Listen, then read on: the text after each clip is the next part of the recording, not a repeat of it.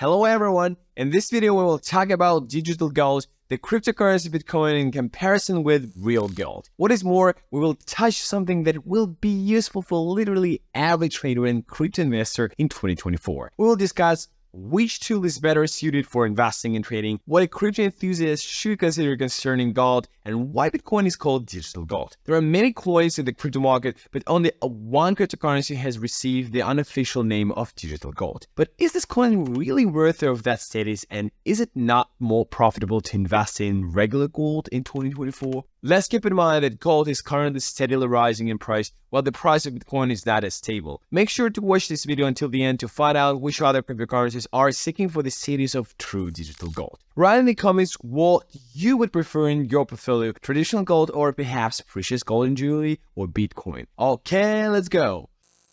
In fact, if we decide to look for a correlation between the price of Bitcoin and the market price of gold, we're unlikely to find some despite the fact that Bitcoin has long been called digital gold on the internet. This status rather emphasizes the stability, reliability, and predictability of the historically first cryptocurrency. Investors love Bitcoin. It is simple and has stood the test of time, just like regular gold. Moreover, gold is liked by literally everyone. No one will argue that this noble metal is very beautiful. Additionally, it is rare, in this sense just like Bitcoin. It is no coincidence that this metal provided value for other currencies during the gold standard era. It is quite difficult to mine, so some parallels can be drawn here as well. An interesting fact, you probably know that Bitcoin is a limited resource. By the year 2140, when Bitcoin will be fully mined, there will be no more than 21 million coins. Similarly, there is not as much gold as it may seem at first glance.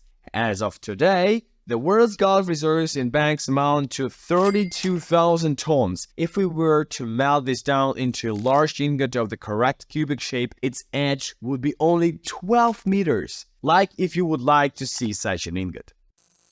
But let's return to the prices. Here, things are not so straightforward and there are no direct correlations. However, we can look for short-term correlations at specific time intervals and come to some conclusions as well. Let's examine how the dynamics of gold prices changed using the example of a futures chart. How did gold perform during the coronavirus pandemic? If in December 2019 the price of gold was $1,500, then a year later in December 2020 the price reached almost $1,900. Interestingly, the asset grew the most until August when it reached an annual maximum of $2,075. After that, gold began to gradually decline, but by December the price stabilized at around $1,900. Why did gold rise during the pandemic? The answer is simple. Gold is a safe haven asset, and it is clear that in difficult times, investors try to wade through the market's uncertainty in an asset that will minimize their potential losses, which explains the gold's active growth of more than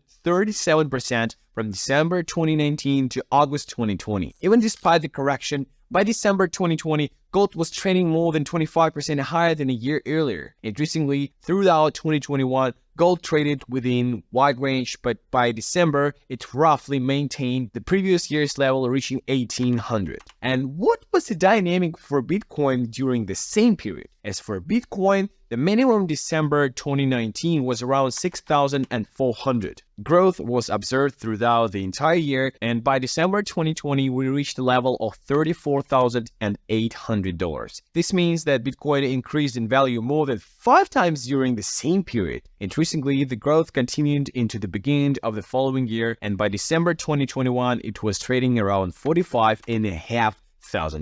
Write in the comments if you have stories to share of how you made money with Bitcoin during that period. So overall, the idea is clear. Both Bitcoin and gold rose during the pandemic and the corona crisis. Of course, while the catalyst for gold's growth primarily stems for investors hedging interest, Bitcoin has other reasons for its rise. These include halving, its cyclical growth, regulatory approval or disapproval, and other fundamental factors. But if we look at the picture as a whole, the direction of movement during such period is somewhat similar. The only difference is the pace of growth. However, just as Bitcoin can astonish everyone with its extraordinary growth, it is also capable of surprising with significant and prolonged bearish sentiments. The peak in November 2021 was only surpassed again in March of this year. This means that the market approached its historical maximum again after more than 2 years, during which the price fell to less than $15.5K, representing a decline of almost 4.5 times. Gold during the same period experienced much less decline, and overall its trajectory was much more predictable. It only managed to reach its historical maximum in the summer of 2024, when at one point the asset was trading for over 2.5K per troy ounce. What does all this indicate? Bitcoin is not such a new technology in the market. Interestingly, it was conceived in the broader sense as a market response to the inefficiencies of traditional financial instruments. It is rarely mentioned now, but in the Genesis block of the Bitcoin blockchain, there is even a hidden message hinting at this fact from its creators. A quote, "The Times, 3rd January 2009, Chancellor on brink of second bailout for banks," referring to the headline of a newspaper. Like if you knew about this Easter egg in Bitcoin's Genesis block. But does Bitcoin manage to handle the heavy burden placed upon it? The answer is twofold.